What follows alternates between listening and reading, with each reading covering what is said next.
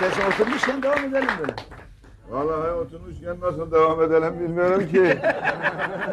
Ne okuyalım ki? Valla baba sen işine ne gelsin onu. Ne derse onu sazlar çalar profesyonel hepsi. Vallahi Hepsi. bilmiyorum ki. Aslan gibi konservatuvar hepsi. He. Hiç söyle. Ha? Ha? Ne?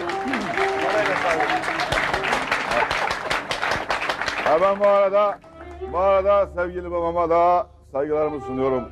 Fıstıközü köyünden. Sanıyorum beni izliyordur.